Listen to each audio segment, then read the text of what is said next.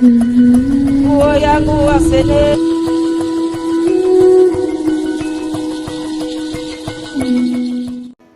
weep for Nigeria. The reason is because there is no government in the world where there is no corruption. Corruption is everywhere, everywhere. And I say this without apology. When I see the Western world say Africans take the money that they have embezzled in Africa and they take it to their country and open an account, and you allow them to open the account, and then they deposit billions of dollars and impoverish people here in Africa, and then you do not stop them from bringing in money, and you say Africa is corrupt. The other time I check, corruption is both the giver and the taker. But hear me, there is a way. Whenever it's Africa, it's corruption. Whenever it's white or anything, it looks white clean, and that's where I'm a little bit worried. We talk about the loot of a certain head of state that we are still collecting. Where will this loot go to? It goes to Western world, and I don't understand how Africa can be corrupt and those countries that received are not corrupt. And I ask myself, I respect our able journalists, and sometimes I can't blame the journalists in Nigeria or in Africa, because everybody now is a journalist in Nigeria. Everybody can make videos. Everybody can do their journalism because of sophisticated gadgets now. Everybody can broadcast and make their own news. And the question I ask, when the dollar rised just some time ago this year to 1,850 or to 1,900, and the dollar was the naira rose and it was weakened, that it had no strength to the place of the dollar. Everybody was making noise about how the economy is bad. And I ask myself, right now we have a new central bank governor, and the president is doing his best. I'm not a brief holder for the president, but I think common sense is common. I see the naira gaining strength, and it's gaining the strength, gradually. Can we just do justice by packaging this country and go back to our various social media handle and begin to tweet and begin to talk and say our naira is gaining strength, though we are not there, but we can see the effort. One of the problems we have in Africa, we destroy what we are supposed to build. Why are we a carrier of bad news? Why is it that when there is something good about Nigeria, we can't talk about it? We can't brag about it. Why we make lots of bad news?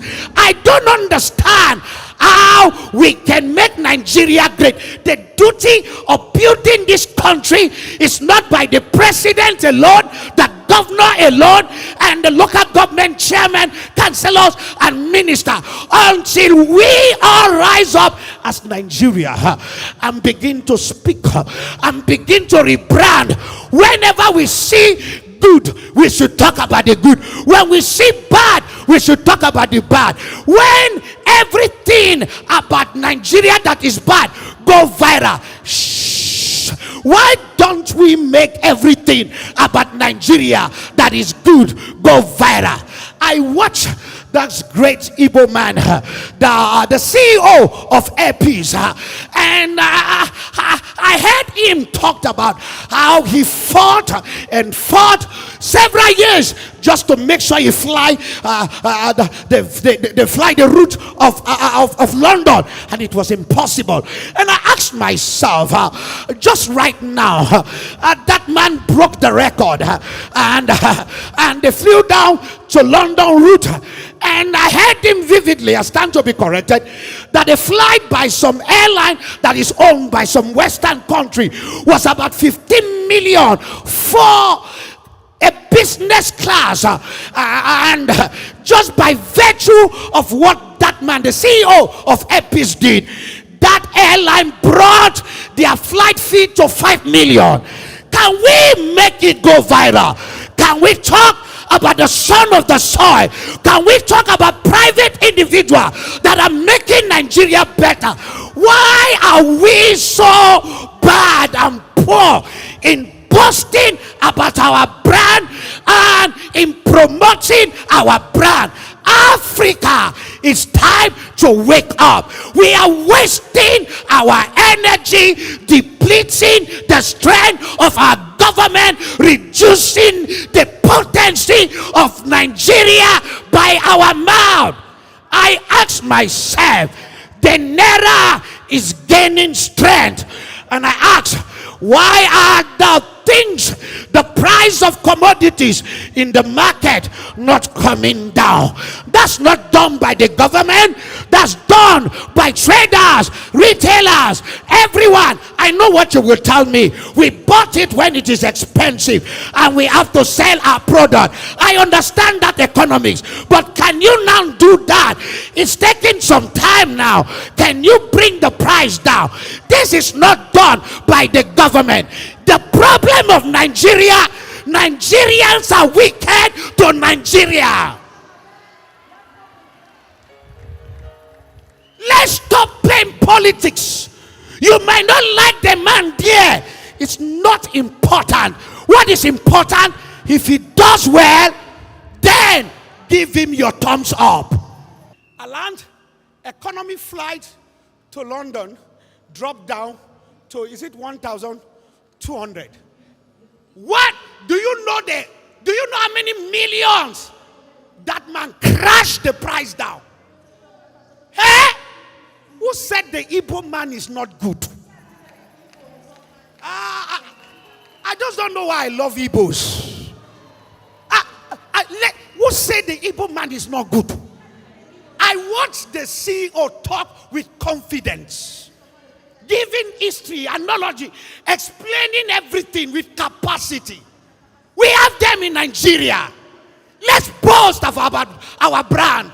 We can talk about Elon Musk, but we can't talk about intelligent gurus in our country. We spoil our own and praise the Western world. It is slave mentality that is doing Africa. Wake up! Wake up! Wake up! Don't kill your own, and yet you can't praise your own. Hello beloved, welcome back to our channel. I brought you an interesting video from Prophet Joshua Iginla, and this is what the man of God has to say concerning Nigeria, the citizens of Nigeria, and our big politicians. First of all, the man of God talks about that there is no country in this world that there is no corruption. We should take note of that. And then there's another thing he talked about, and honestly, a lot of people come and say, "Oh, he's supporting Bola Ahmed Tinubu, because they are giving him money and all that. That is why he's saying what he's saying." But actually, there are truths to what the man of God he's actually saying. One thing with me on this channel is that if I see something, I'm going to talk about it. If it's good, I'm going to talk about it. If it's bad, I'm going to talk about it, just to make sure that everybody has clarity and a whole lot of understanding concerning what is happening in Nigeria and in the prophetic realm. That is what I practically do on this channel. So let's get into today's video. The man of God talks about our politicians looting a lot of money and then sending it overseas, like in the Western world. I'm not going to mention a particular country, but as you all know, they have houses, property, even more than the citizens of those countries. Sometimes these people are just barely local government chairmans and all that, and they possess such money. Quote, If there is no corruption in those countries, do you think they will be able to take money from Nigeria, loot that amount of money and send over there to open a bank account and then stock it there, nor buy properties and all that, invest in different kinds of activities and business and all that? No, because there's corruption everywhere too. So these people are going to allow them take their legs and sit and watch then loot money from Africa and then send it over there. I'm not going to talk about other African countries, but that is, let me just generalize Africa at this point. But my main focus is Nigeria, which is my country. I've seen a lot of people own properties and all that, and you ask, where do they get this money from? Like, when have they tasted power? Let's say somebody, he just start, let's say he was into politics 20 years ago, then you discover the kind of mansions and properties and investments he has in the Western world. You'll be like, where do these people get their money from? How do they do it? How do they come about this money? And why they are just milking a lot of Nigeria just to satisfy their ego and their lifestyle, and to boast, I have such properties here and there and there and now. Like, it's just crazy and mind-blowing that how all these things happen. And we citizens I feel like there's something we can do as citizens of Nigeria, because enough is enough. And another thing too, the Westerners, they should stop, because they are the one encouraging this looting of money and corruption. They are even more corrupt than us Africa. They are the one that have shown us the way that, oh, you can actually loot money from your country and come to our country and invest, and they use this same money to help their economic. And that is why their currencies are above our currencies at all time. That is why our naira doesn't carry any weight nor value and all that. And then there's another thing. See, let me quote the Bible for you at this part. There's something that the Bible says that whatever you declare, whatever you speak, so shall it be. And honestly, we Nigerians, there is nothing that we see that is good about our country nor our politicians and all that. All we do is to just rant on social media, Nigeria is bad and all that. What is bad? We are still there. So why don't we speak good words into Nigeria? Oh, Nigeria is great and all that. That will also attract a lot of people, because when they see it, they'll be like, okay, this country is actually doing well. This country is actually booming, because the way the citizens are online saying all those things, you will never see Americans or those in the so-called Western world come out to say that, oh, our countries are bad, our politicians are this. If they don't like, they say they don't like you, but they don't come to speak in details and all that. But no, because we have all have money to buy smartphones and smart and cameras and all that, we can go online and rant rubbish and all that, but it doesn't count, neither does it add any value to us as citizens of Nigeria. Yes, it's good, honestly. I remember there's something he says in this video that he remember when dollar was around 1,850 to 1,800 naira. I think that was like 2 months ago. That was the month of March towards April. And see, you need to see how the prices of things, as I'm speaking to you right now, Indomie has like their market, they have lost billions of naira, because a lot of people have given up on Indomie. See, Indomie is one food that when you're hungry, before you take your time to prepare some delicious meal, you just want to snack or smack on Indomie. That is what Indomie is meant for. But you see that they have taken the price of the small carton of Indomie that is 2,000 something naira as of then to 11,000, 12,000. Who do you think is going to buy it? Okay, just imagine someone that earns 30,000 naira as salary. Then at the end of the day, you want that person to go and buy that carton of Indomie. If you even eat it every day, let's say just once a day, it's not going to last you 2 weeks. How many pieces is inside? How many are you going to take? How many packs are you going to take before it's going to satisfy your stomach? Then how many days are you going to? But you earn 30,000 naira. Let's say you buy a carton of Indomie for 13,000 or 15,000 naira. That is half your salary. Then let's say you get a crate of egg for about 5,000 naira or so, or more or lesser than that, then at the end of the day you're left with nothing less than 8,000 naira. You've not removed your transportation, your utility bill for the month, and so other things, then your salary is gone. So a lot of people looked at Indomie and said, you people are mad, me. You people are being weary at this point. We are not going to eat Indomie again. The one that are in the store, they are begging people to come and buy. And honestly, I want it a way that Nigeria can be united in a way that then leave it. It's not by force to eat Indomie. Yes, it's good, but to point some kind of hungers and all that. But let them leave it for them to come and eat it. If I'm those people selling in the market, I will pack them back to their stores. That is why sometimes it's good to have receipts. When you have receipts, you can actually take that bold step, take those things back to their company, the company houses, and ask them to refund you back your money. But no, they just supply you. Those people also, they are middlemen between you, the market women, and the company, so you don't really pay attention. If not, they would have showed them shege banza so that these people will actually come back to their senses and all that. But there are a lot of things that I just want us citizens of Nigeria to just take note and do.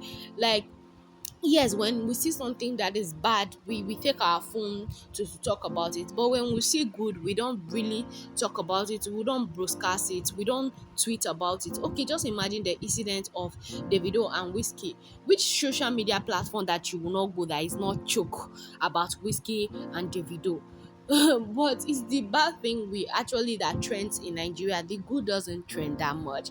That is it. And honestly, I've just taken it that this is Nigeria. Anything is possible once it comes to the bad things. Once it's something that is bad, we are quickly there to judge or to fish it out and say this thing is bad, this thing is not a happy matter, and all that, so on and so forth.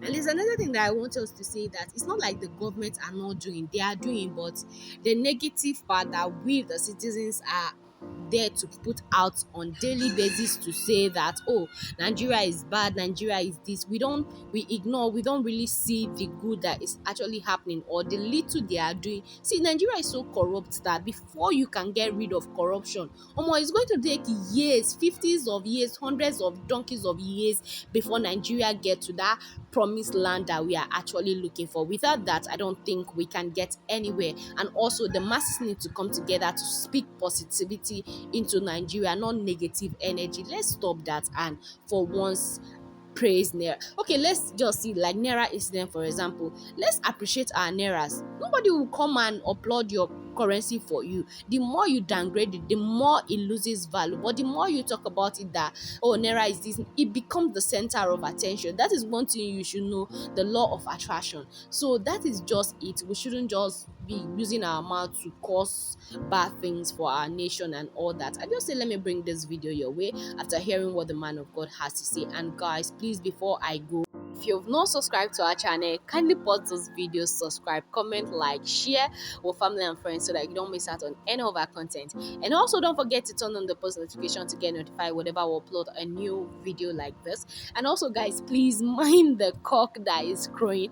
I'm doing this video a very hour of the day, so you're going to hear foul talk and all that, crow and all those things. Pardon my manners and all that, but please don't forget to leave a comment. Don't forget to leave your opinion at the comment section, how you feel like after hearing what the man of God has to say concerning the nation of Nigeria. And also, there is corruption around the world. It's not just Nigeria. Let's take note of that. So guys, I'm not really going to talk anything at this point. I'm going to let you watch the video so that you hear what the man of God has to say.